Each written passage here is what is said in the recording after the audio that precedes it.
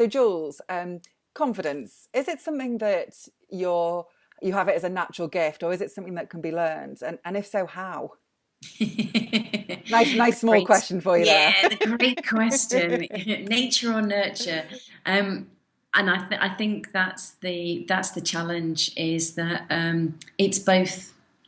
And I think as human beings, we tend to quite often we just want to just give me a one clear cut answer. And I think when it comes to things like this, is there isn't one clear cut answer. There is research that's come out in the last few years that actually does show that we are born with confidence genes, and if my memory serves right, there are four of them. Um, but you could be born with all four of those confidence genes, but if the environment that you grew up in didn't nurture them, then they may not be activated. Equally, you could be born with one of those confidence genes and be born into an environment which does nurture them, that you have even more confidence. So there's no hard and fast, there doesn't seem to be a hard and fast rule where that's concerned. And equally, people, who haven't been brought up in that environment, who that to have confidence can still go on and find it for themselves and learn different ways. So I think I actually think some people use it as an excuse where they say, oh, well, I just wasn't born with it. And it was an excuse that I used for many years. My running joke was, oh, I must have missed that day at school when they were handing it out, because that's what it genuinely felt like for me, is it just felt like I must have missed out and everybody else seemed to have it. But actually, from the place I'm in now, I realise that because confidence, in my view, is an inside job, that it is about how you can nurture it for yourself. And the analogy I use is the sun. You and I both live in the UK, so we're used to not seeing the sun a great deal of the time, not as much as we maybe would like. But equally, we still know that it's always there. That it's just there's some clouds in the way that stop us from seeing it from a clear blue sky. And that to me is what confidence is. It's like having that internal sunshine. We've all got that internal sunshine. And yet sometimes there's a load of clouds in the way that we can't always access it, or we don't always see it. And for some of us, that means we've forgotten that it's there, and our sole focus has become on the clouds. And those clouds are thoughts and beliefs about ourselves, the stories that we've been told and that we continue to tell about ourselves, and all of those different aspects that kind of, when we buy into them and indulge in them and give them credit, that actually they become thicker and thicker clouds. And of course, it's harder to see the sunshine.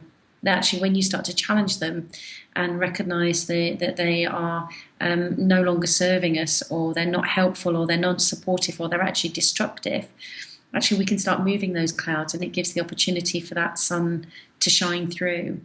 And I also believe that it is possible for us to, for me anyway, to hold that, knowing that even if I am having a day where it feels like full-on dark clouds over that I can still have that knowing of, do you know what? I know that confidence hasn't gone anywhere. It is still there. That sunshine, confidence is still there. And at some point that cloud will move.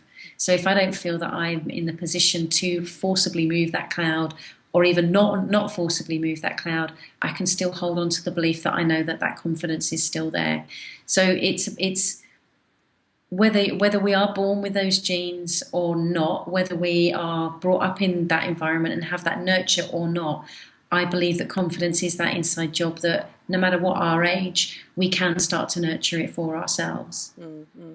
And do you have like a top tip for, I don't know, simple things that people can do when they're having a cloudy day, that maybe that just gives them a more opportunity to see some sunshine when perhaps things aren't going to plan, or there's a lot going on in life, or whatever it may be, where it does feel like there's a lot of those dense clouds there?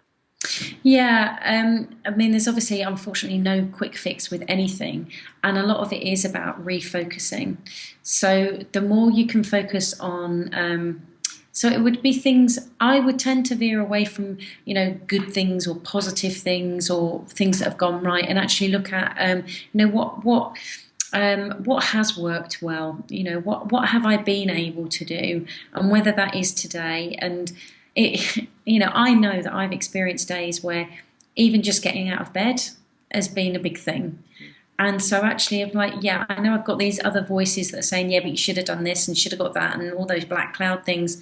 But actually, I got out of bed, and that's what I want to focus on. Is I got out of bed, and I'm really grateful that I did that. And the more I can focus on those things of what I have done, what I am able to do, what is possible, that helps me look in a different direction. So the more people can do that, that helps. That's a key reminder, I think. I like the simplicity of that. It's, you know, it's not like you've got to do 101 things to feel better. No. It's just this one thing is so focus on what you have achieved. Yeah, and I think unfortunately one of the I don't know what the right word is. That the I don't know if paradox is the right word. That when we do give ourselves that list of 101 things to do to make myself feel better, that if we do 99, there's that part that's going, still didn't do those other two, still didn't do those other two.